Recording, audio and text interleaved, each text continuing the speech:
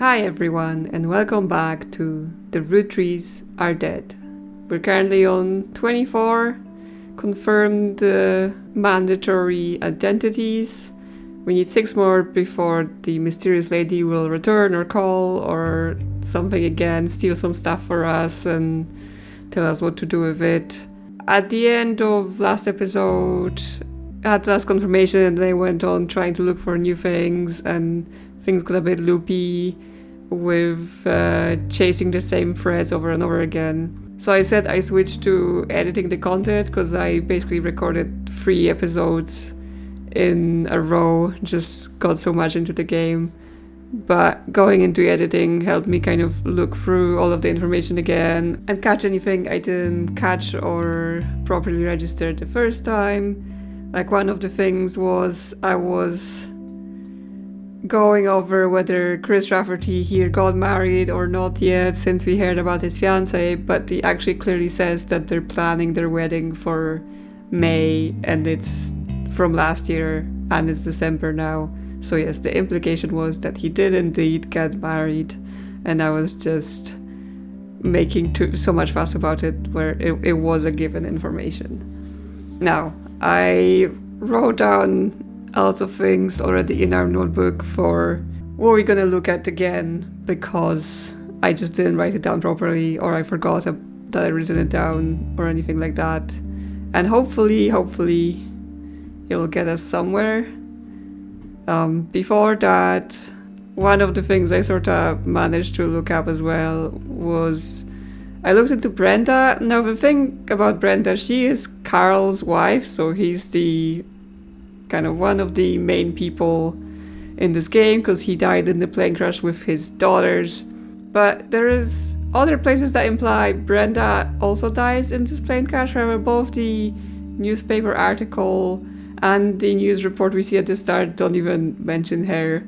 Like, I don't know, she's unimportant. Whatever, she died, who cares? But yes, if you look her up, you get this little blurb about her action for an original black and blue dress that was a Brenda White original, which was a white and gold dress. Yes, so this little tidbit of internet funny history, they're really going for it with like, hey, remember when that was on the internet? It also calls her Brenda White here, so I guess that was one of the ways to confirm her maiden name, but there's only one Brenda in the name list, so we got that done before seeing this. Now, to the list. So this is some other notes I had from before, like saying that Patsy is Elias Jr.'s wife, but there are 2 Patricias, so we can't narrow it down. And we also went down the rabbit hole of, I assumed Sam was a man, but actually from the people in the picture, it seems that the only unaccounted for person would be a woman. And yeah, there is actually nothing that implies it's a man.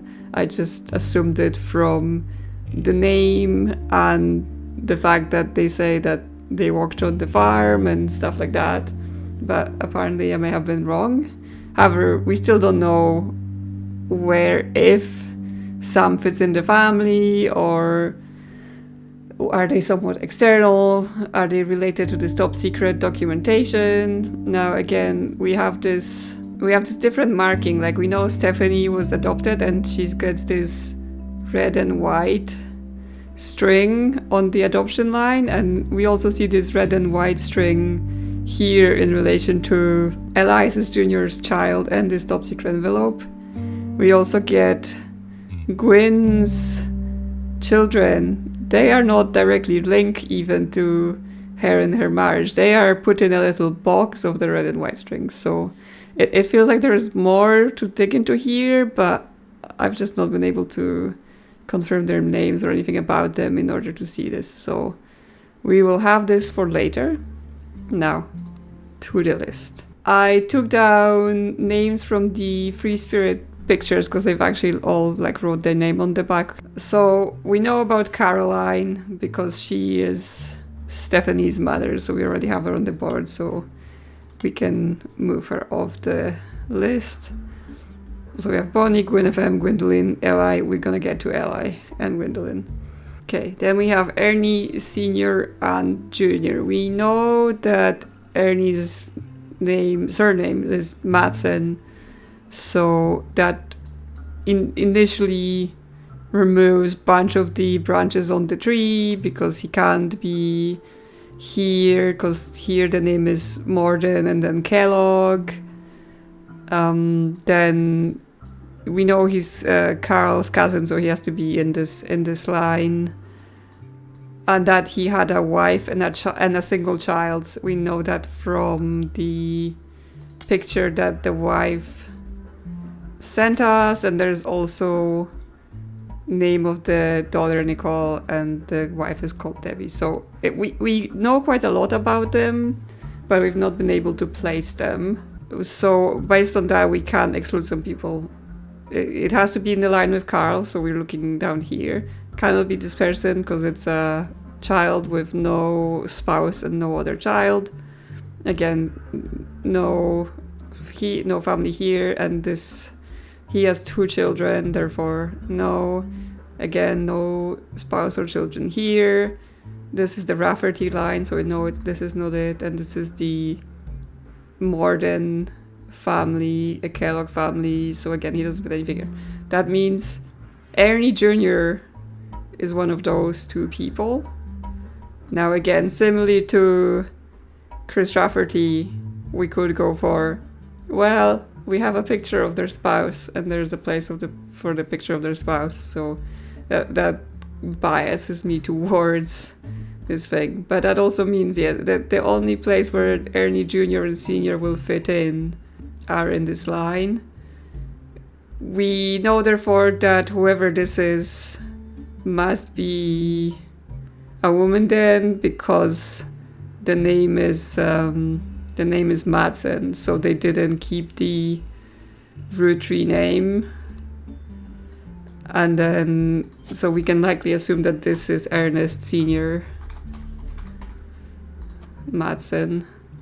We don't know who this is. I'm thinking still this might be where Sam goes in the family, but I am not that sure. Do we even...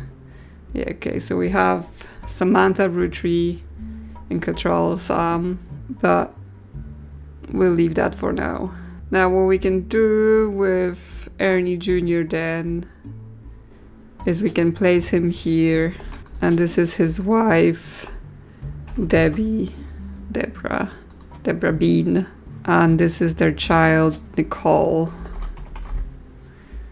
Madsen, because that would be their family name, and she's still a child, so we can say she's a student. We don't know, actually, yeah, we know Ernie was the 4th president,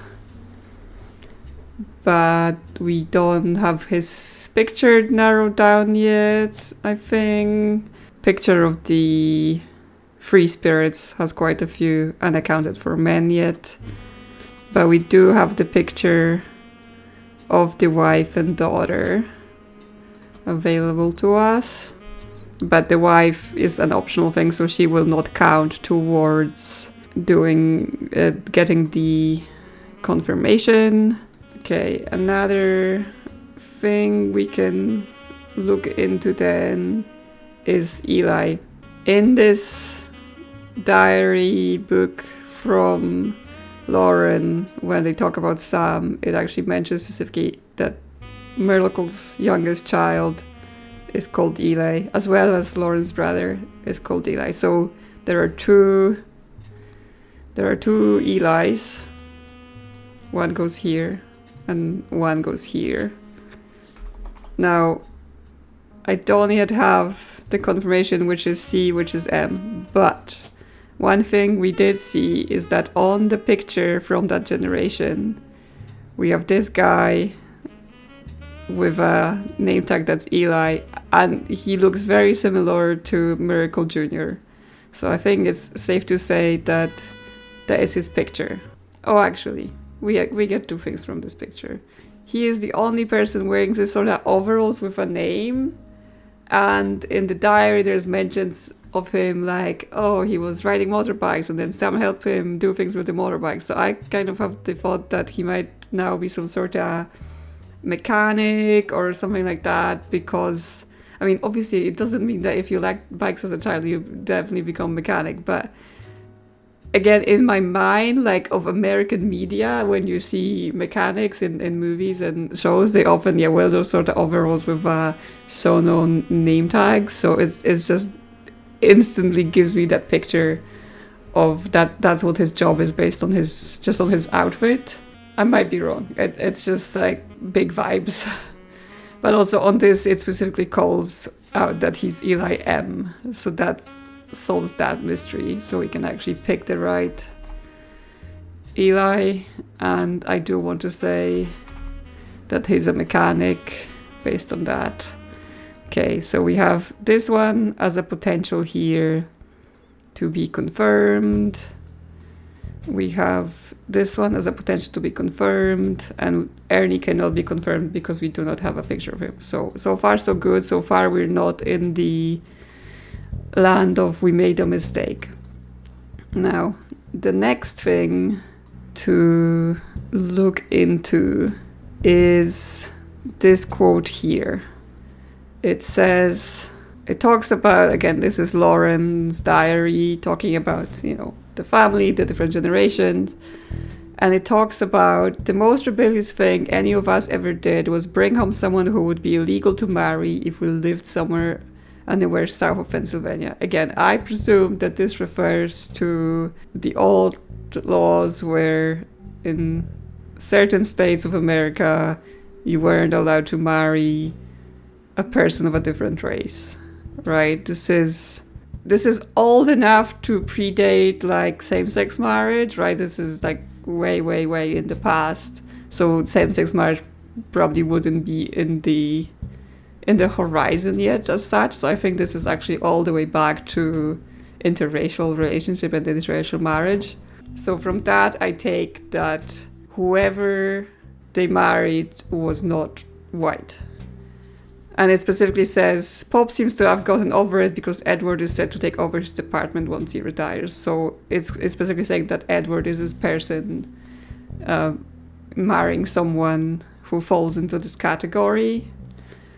And that also implies that Edward is a lawyer because Pop was a lawyer, and therefore, that's why he would be taking over the department. Now, where this takes us to is the picture of the generation after Lawrence, because there is a little girl here who is clearly mixed race, and also that there is childish writing on the back of the photo that says November. Originally, I assumed that would be the month, but I think it's a little bit of misdirection they put in, and actually this is her potentially signing her name. Everyone is signing her name and she signs November, and because she's a small child, obviously her writing is still not great. So what we can enter from that is I think it finally gives us information to differentiate between Lauren's brothers, because we had Clancy here, we knew about him because he's Carl's father, but the Eli and Edward, we couldn't figure out the order of them. But if we're saying Edward married someone who wasn't white and then had a child with them called November, James is already here. So we can eliminate that of James as not being Edward, therefore making him the other Eli. We don't know what his job was yet, and making this one Edward. His occupation is lawyer then, but I'm not sure we can yet put a picture because he is going to be... We can put a picture of Eli because, again, this is the one I was coming back to where Lauren kept saying like, Eli looked exactly like Pop in that other picture, so I think the similarity is mostly here. Now, here we can tell that of the two remaining people, this is distinctively a younger person, right? It's not that he's short, it's that he's clearly much younger than the rest of them. So I think by the fact that this is age order, we can just go for this is Edward. There we go.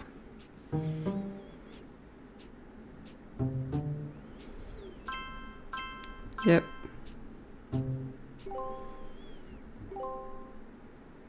Okay, yeah, we get the optional entries confirmed. Booyah! So yeah, that was basically just pulling information I already had, just scattered across notes, documents, things I saw, and actually applying it in the full context, you know, instead of I forgot half of it. So we can also enter this child of Edward here, and her name is November. Yes, November Roottrie. And well, it's been a while. November is a middle-aged woman now, so I assume her occupation is no longer a student in K-12. So we will have to get more information about her.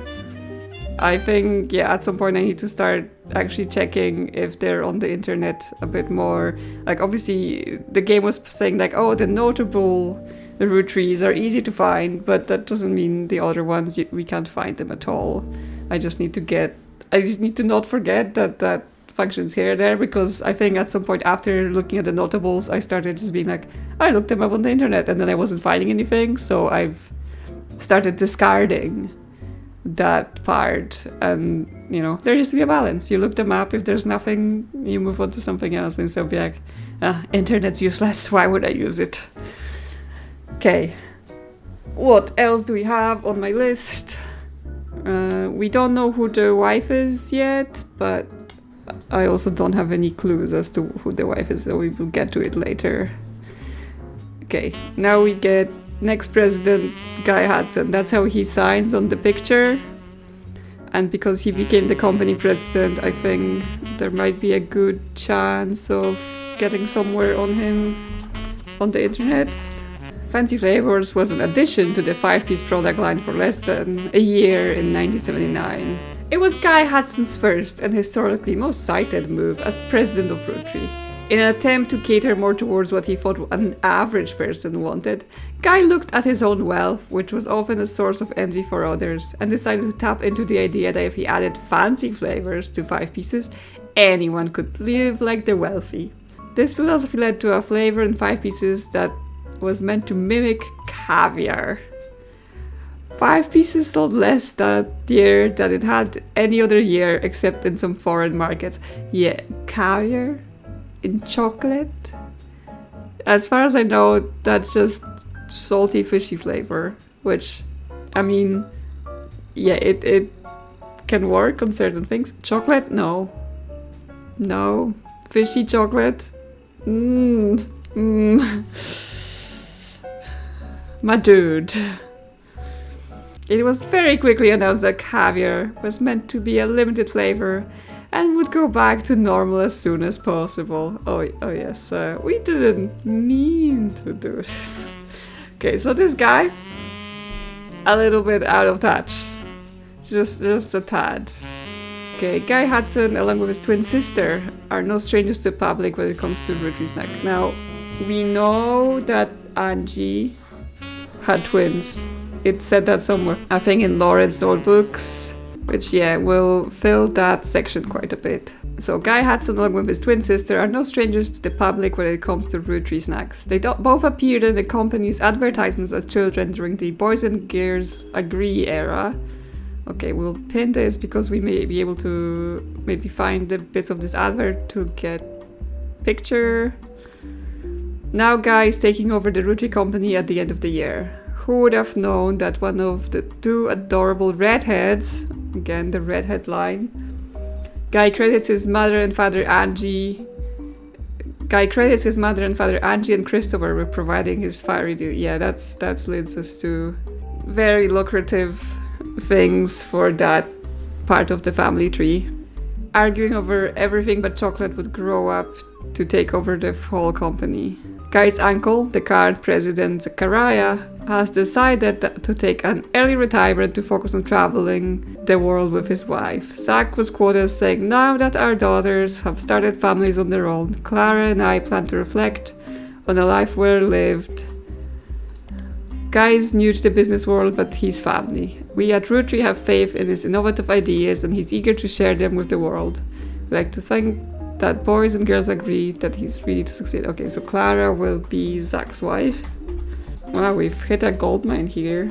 I think that's a good place to start entering then. So first of all, Angelica, we can go, she is the redhead of the family. And his father was Christopher Hudson. Yeah, that makes sense. And that we know this must be the sister here. Yeah, she changed her name to Kellogg and had 2 kids named Kellogg. So this is Guy Hudson here. And he was the 3rd president. Yes, he was the 3rd president. And I guess out of this guy, he's the ginger guy. And we also had Zach's wife was Clara. And do we know who his sister is? Did it just say it? Okay, her name isn't here, but her name is possibly here. Okay, so we have Bonnie, Guinevere, and Gwyndoline.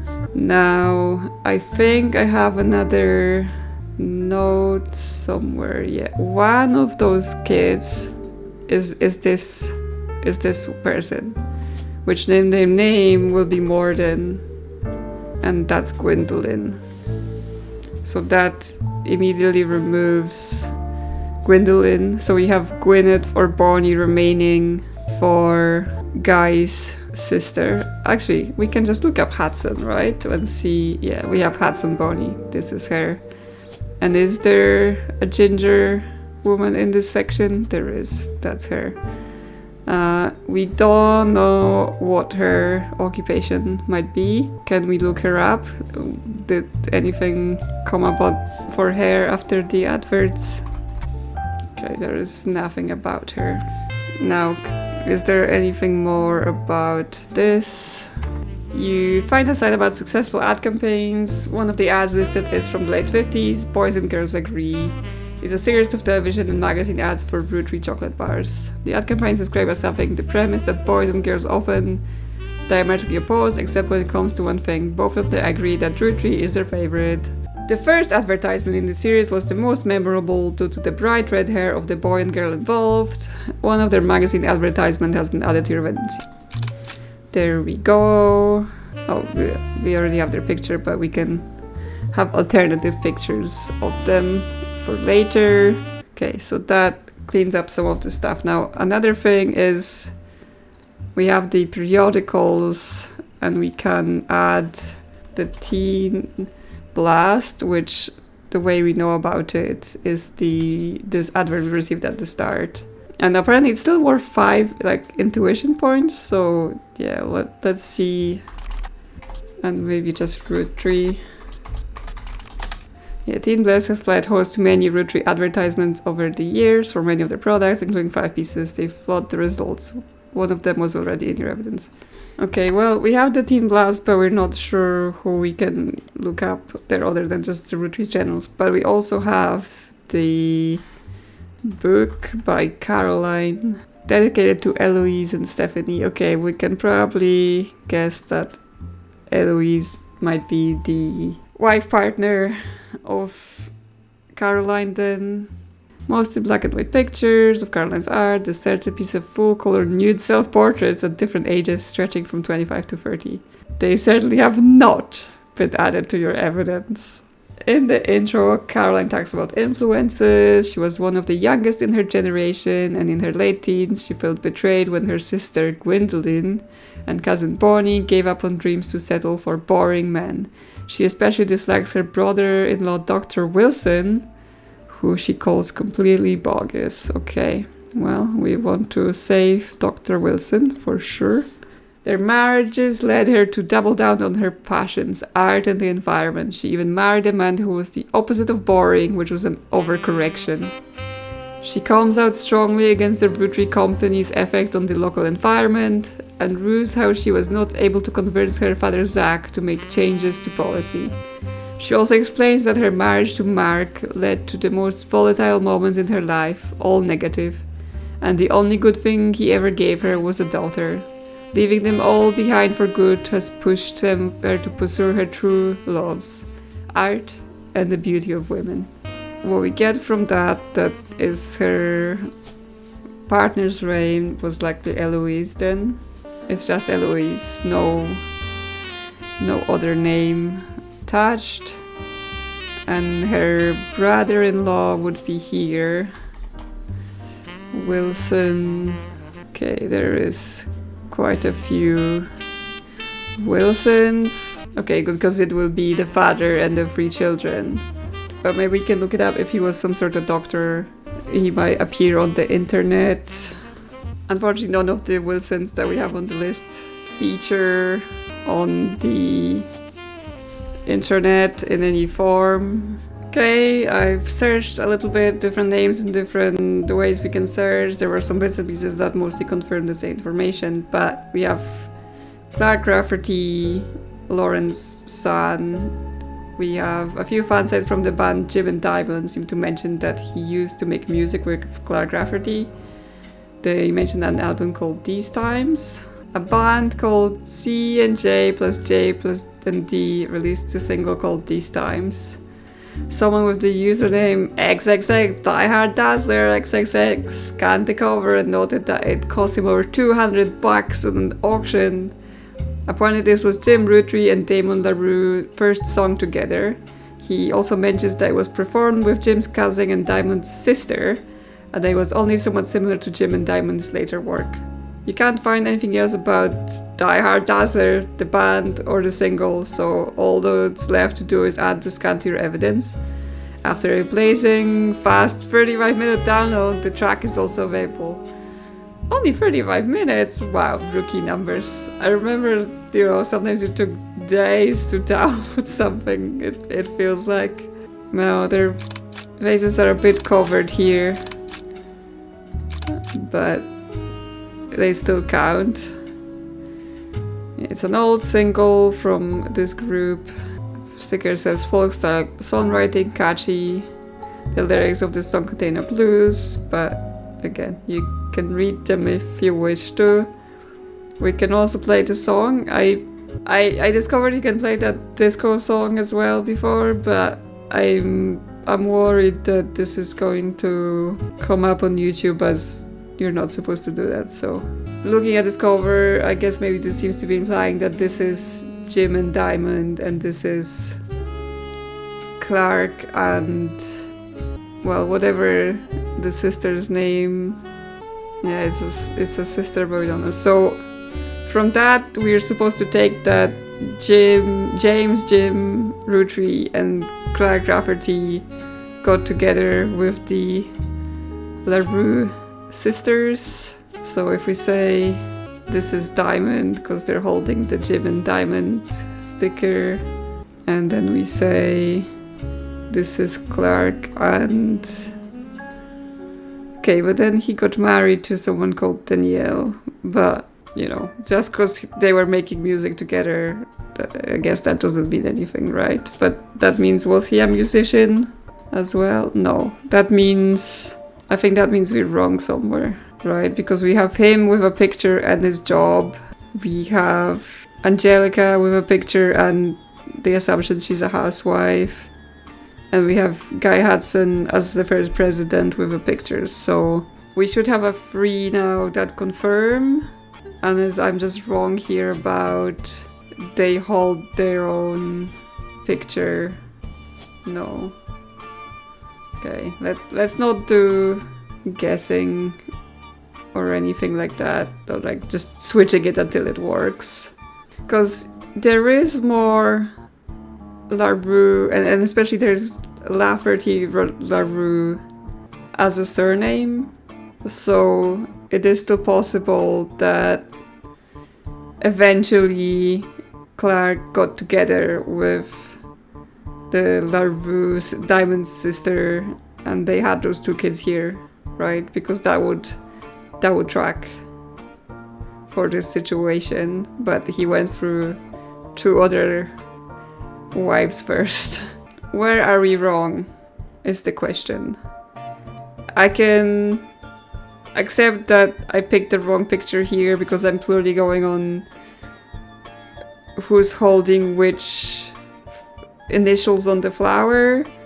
And also this is supposed to be the most recent job. If this was like the only time he made it as a credited artist on an album, then his job might not be musician, right? He may have left that behind and started doing something else in his life. So that might be wrong. So we can switch it back to unknown occupation, because I'm fairly sure this should be fine and this should be fine. Okay, so previously I was like, oh, I can't find any of the Wilsons based on their names. But if I look up Dr. Wilson, this comes up. And I'm like, really? Did Steven Wilson not take us here? It did. I must have misspelled it then when I did it last time. Anyway, it did printy sounds, and we have some results. Dr. Steven Wilson is a pediatrician who practices north of Pittsburgh. Although there are lots of Steven Wilsons and Dr. Wilson, this one apparently found a way to game the search results as he pops to the top every time. CEO, baby. His website claims that he is the pediatrician to the stars.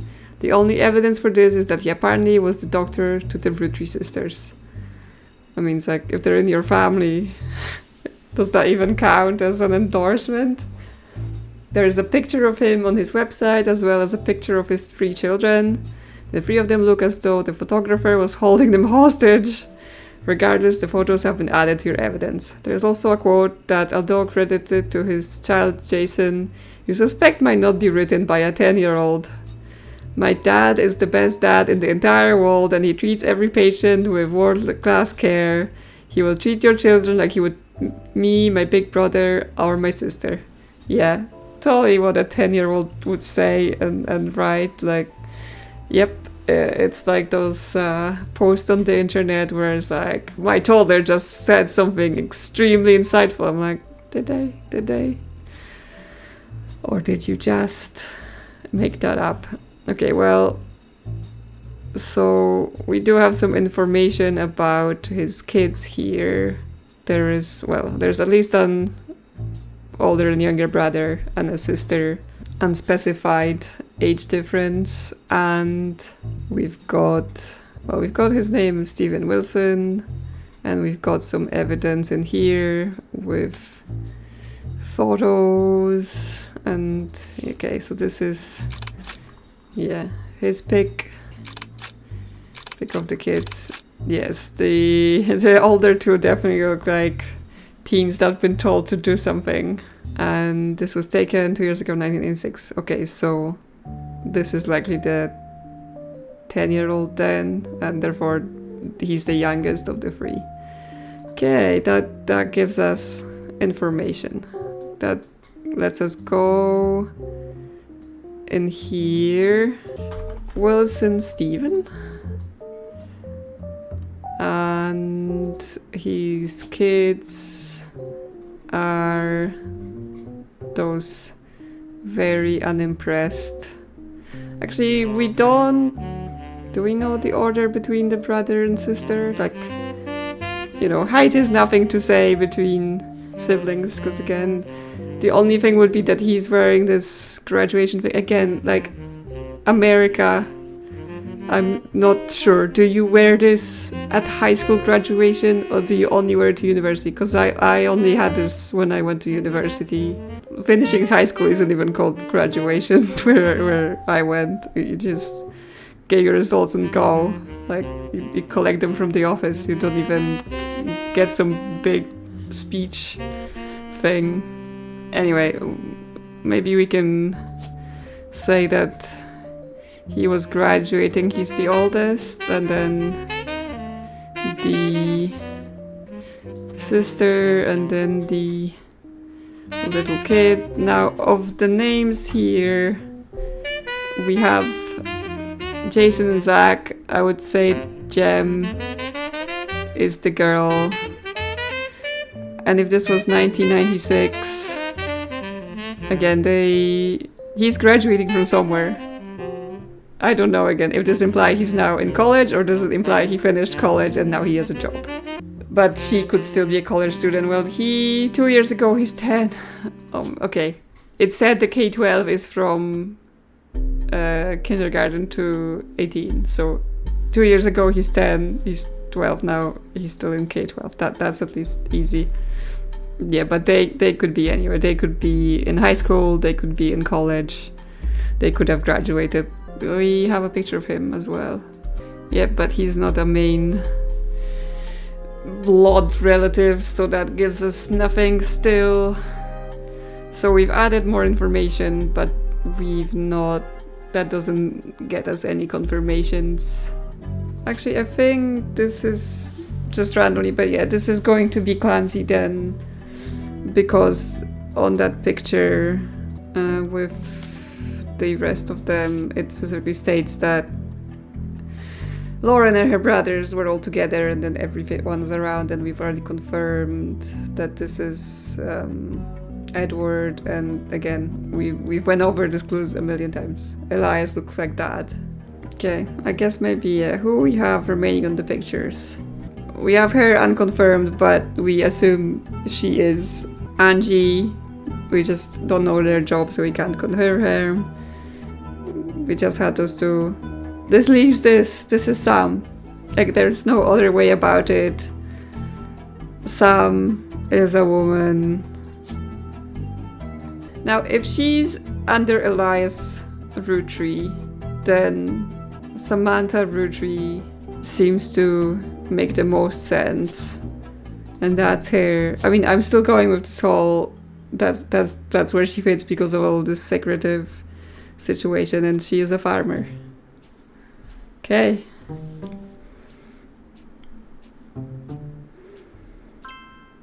Yep, she's correct, Angelica's correct, and Guy Hudson is correct. And a bunch of the optional things I've scattered about. Booyah! Okay, well that's 6 new ones. We'll need another 3. But for that, I will see you soon on another adventure.